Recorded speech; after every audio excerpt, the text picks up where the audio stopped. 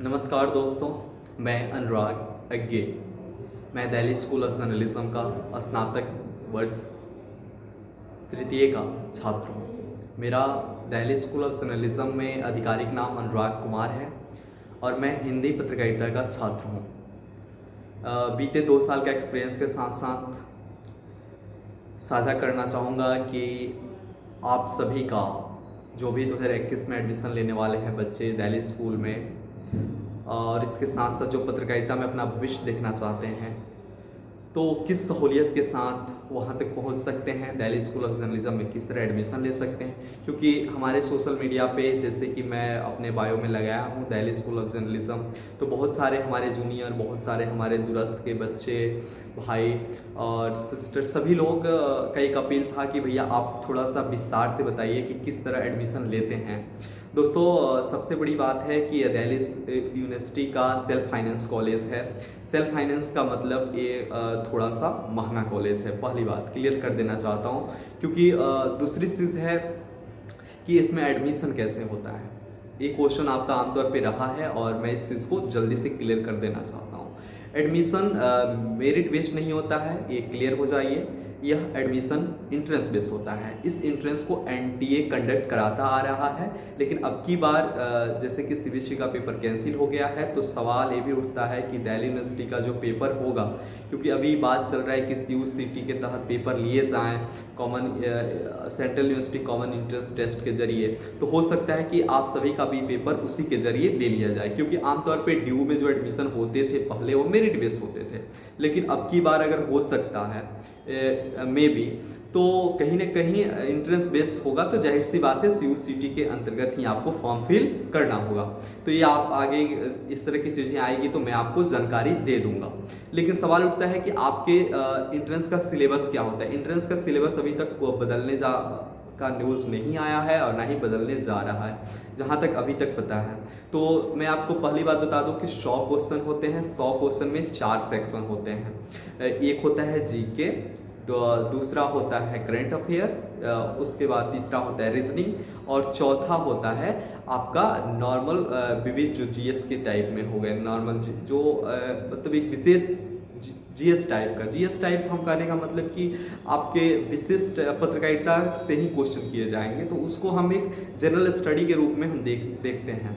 खैर, तो आपके 4 टाइप में हम बताएं। आपको पहले बात बता दें कि इसमें मैथ की जो रोल होती है, इंपॉर्टेंस होती है, काफ़ी कम होती है। क्वेश्चन बाय लैंग्वेज होते हैं, ये हिंदी में भी होते हैं, इंग्लिश में भी होते हैं। पेपर ऑनलाइन होता है।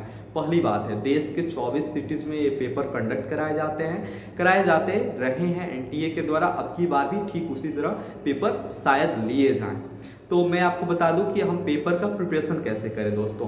तो पेपर का प्रिपरेशन करने के पहले आपको ये भी बता दूं कि सबसे पहले आप एक मीडिया स्टूडेंट है, तो जाहिर सी बात है कि आप अपने देश में या राज्य में या फिर दुनिया में जो भी चीज़ें घट रही होती है उसमें सुनने में काफ़ी इंटरेस्टेड होंगे, या फिर उसे समझने की कोशिश करते हैं। बस यही करते रहिए, लेकिन इसको थोड़ा सा डीपली जाइए और क्वेश्चन के फॉर्म में समझने की कोशिश कीजिए। पहली बात है कि मैं जीके का रोल बता देना चाहता हूँ। जीके का रोल नॉर्मल क्वेश्चन थोड़ा सा भी होता है, लेकिन मॉडरेट क्वेश्चन होता है पेपर में। कुछ क्वेश्चन आपके जीके का अगर 50% जो क्वेश्चन होते हैं नॉर्मल होते हैं, लेकिन 50% मॉडरेट क्वेश्चन होते हैं जो रैंकर होते हैं क्वेश्चन इस जीके के सेक्शन में। लेकिन मैं आपको सबसे बेस्ट सजेस्ट करूँगा कोई बुक नहीं खरीदने के लिए। मैं आपको कहूँगा कि नॉर्मल लुसेंट का गाइड को आप जितना अच्छा से हो सके पढ़ लीजिए, और बेहतर है, उसके अलावा बेहतर कुछ नहीं है, मेरा अपना मानना है। हो सकता है कि आपका कोई अलग राय हो, लेकिन अगर लुसेंट में स्पेसिफिक किस सेक्शन को हमें पढ़ना हो, क्योंकि कम समय है, तो मैं कहूँगा विविध पार्ट को आप पढ़िए, मिसलेनियस वाले पार्ट को, सबसे लास्ट वाले सेक्शन को। दूसरा चीज़ है दोस्तों कि इसमें करंट अफेयर, मैं करंट अफेयर का सेक्शन आपको बोला था। करंट अफेयर के सेक्शन में थोड़ा इसका रोल और दायरा काफ़ी बड़ा है, क्योंकि आप एक जर्नलिस्ट बनने जा रहे हैं, आप एक जर्नलिज्म की पढ़ाई शुरू करना चाह रहे हैं, तो जाहिर सी बात है कि इसमें इसका रोल काफ़ी ज़्यादा हो जाता है। इसको हमें देखना चाहिए तो दो, एक नेशनल और इंटरनेशनल इशू पे देख लेना चाहिए। इंटरनेशनल इशू वही उसी तरह के क्वेश्चन पूछे जाएंगे जो किसी न किसी तरह से इन्फ्लुएंस इंडिया रखता हो, इंडिया की डिप्लोमेसी रखती हो, या फिर इंडिया और उसके साथ कुछ न कुछ चल रहा हो। तो इस तरह के क्वेश्चंस, मतलब ऐसे नहीं है कि हम इंडिया के पेपर में हमें दक्षिण सूडान से क्वेश्चन पूछ दिए जाएं, जो अभी हाल फिलहाल कोई घटना घटा ही नहीं है। दोस्तों ऐसा कुछ नहीं है।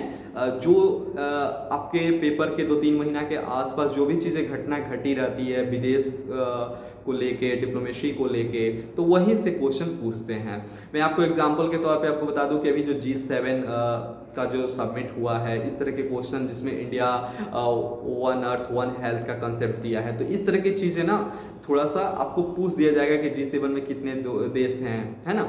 तो यहाँ पे इस तरह के खबर पूछ दिए जाएंगे। फिर दूसरा चीज़ है कि हम नेशनल में आ जाए, तो नेशनल में हमें ये चीज़ मेंशन कर लेना चाहिए आपको, जो देश में चुनाव हुए या फिर जो भी योजना हो रही है, जो भी योजना लॉन्च की जा रही है, उसके बाद जिसको पुरस्कार मिल रहा है, पद्म विभूषण, साहित्य अकादमी, पद्म भूषण, उसके साथ साथ ये सभी चीज़ें, मतलब जो आपके राष्ट्रीय पुरस्कार है, वो पुरस्कार के साथ साथ फिल्म फेयर अवार्ड, उसके बाद के स्पोर्ट्स से भी, थोड़ा हेल्थ से भी क्वेश्चन पूछ दिए जाते हैं कभी कभी, क्योंकि अभी तो हेल्थ बहुत बड़ा इशू है, तो मैं भी कि क्वेश्चन हेल्थ से भी पूछ दिए जा सकते हैं। तो इसके साथ साथ आपको जो भी अभी करंट में जो बुक लिखे हैं, जैसे कि हैप्पी एक्सीडेंट हामिद अंसारी के द्वारा लिखा गया है, तो जो भी आमतौर पे इधर बुक नए नए जो हो, या फिर कोई ऐसा बुक हो जो इधर विवाद में हो, तो इस तरह की जो चीज़ें हैं ना वो भी पेपर में पूछ दिए जाते हैं। उसके बाद आपको जो भी न्यू मीडिया हाउस है, मीडिया हाउस से भी क्वेश्चन पूछ दिए जाते हैं। अगर मीडिया हाउस में किसी को पुरस्कार मिला हो, अगर मीडिया हाउस में कोई ऐसा व्यक्ति हो जो ज़्यादा कंट्रोवर्शियल रहा हो, या फिर कोई ऐसा पत्रकार हो, जैसे अभी विनोद दुआ को लेके, तो विनोद दुआ तो अनऑफिशियल पत्रकार मतलब नहीं थे, लेकिन वरिष्ठ पत्रकार के रूप में जाने जाते हैं। तो इस तरह के आपको इससे भी क्वेश्चन पूछ दिए जा सकते हैं कि विनोद दुआ की मुख्य पेशा क्या है, या फिर ये भी पूछ दिए जा सकते हैं कि ये पत्रकार किस टीवी संस्थान से संबंध रखते हैं, है ना। तो अगर फिल्मी दुनिया के बारे में जाएं तो निर्देशन से क्वेश्चन पूछ दिए जाते हैं, अभिनेत्री का नाम पूछ दिया जाता है जो खासकर किसी पुरस्कार से पुरस्कृत हुई हो। तो इसके साथ साथ में आपको दोस्तों, ये तो रहा नेशनल में पुरस्कार का रोल, और उसके बाद ये सारे चीज़, मतलब लगभग करंट अफेयर का रोल मैंने बता दी। करंट अफेयर के लिए मैं बेस्ट सजेशन करूंगा कि आप एक कोई प्लेटफॉर्म, यूट्यूब पे बहुत सारे प्लेटफॉर्म हैं, अगर मेरा मान तो मैं नेक्स्ट एग्ज़ाम करके एक प्लेटफॉर्म है जिसको मैंने लगातार 3 महीना 4 महीना फॉलो किया। तो इसके साथ साथ आप किसी भी का फॉलो कर सकते हैं, इसमें कोई बड़ा चीज़ नहीं है।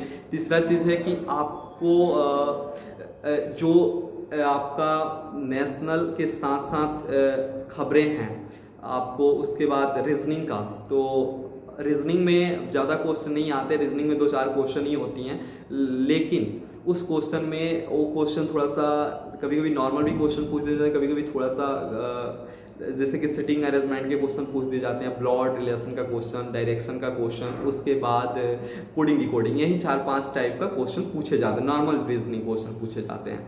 उसके बाद जो लास्ट आपका सेक्शन है जो मैंने जीएस टाइप में बताया, तो जीएस टाइप में वही चीज़ है कि आपके पत्रकारिता में जैसे कि कोई पत्रकार है, जैसे कि राजा राम मोहन राय हुए, तो कौन से पेपर का संपादक हुआ करते थे, इस तरह के जो चीज़ें जो ऑलरेडी किसी न किसी तरह से एक पत्रकारिता से जुड़ा हुआ है, लेकिन स्पेसिफिक ब्रांच के जरिए हमें पढ़ाया जाता है, तो इससे जुड़ते हैं। लेकिन हम जीके का बात करें ना, तो जीके में आपका पॉलिटी, जैसे मैंने बताया था कि लुसेंट को पढ़िए, लेकिन लुसेंट के ही अगर पॉलिटी, जियोग्राफी और हिस्ट्री को आप पढ़ ले रहे हैं तो थोड़ा थोड़ा मतलब आराम से क्लियर हो जाएगा, और ज़्यादा क्वेश्चन करने की ज़रूरत नहीं है। मैं अगर निगेटिव है, क्योंकि एक क्वेश्चन 4 नंबर करेक्ट फॉर होता है, और अब गलत के लिए -1 होता है, तो ये चीज़ क्लियर करके चलना है। तीसरा चीज़ है आपको कि आप 60-70 क्वेश्चन कर देते हैं तो अप्रॉक्स आप 120 बच्चों में आ जाते हैं, मतलब ये अभी तक का मतलब हिस्ट्री रहा है। लेकिन आप अपने ओर से बेहतर और करने की कोशिश कीजिएगा, जितना बेटर कीजिएगा उतना अपने के लिए सेफ कीजिएगा।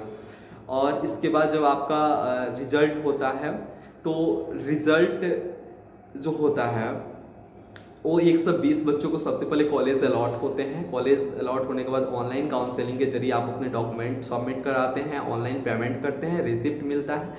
रिसिप्ट मिलने के बाद जब आपको कॉलेज के लिए मेल आता है, जब आप कॉलेज अटेंड करने जाते हैं तो वहाँ पे आपके डॉक्यूमेंट वेरीफाई होते हैं।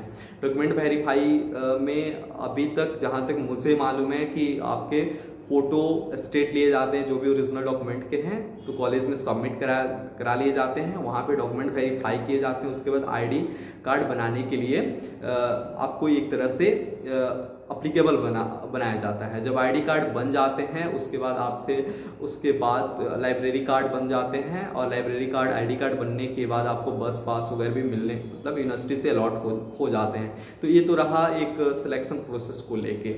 उसके बाद आपको जब आप कॉलेज में जाइएगा तो कॉलेज में आपको सबसे दो चीज़ें काफ़ी अच्छी चीज़ें लगती है मुझे।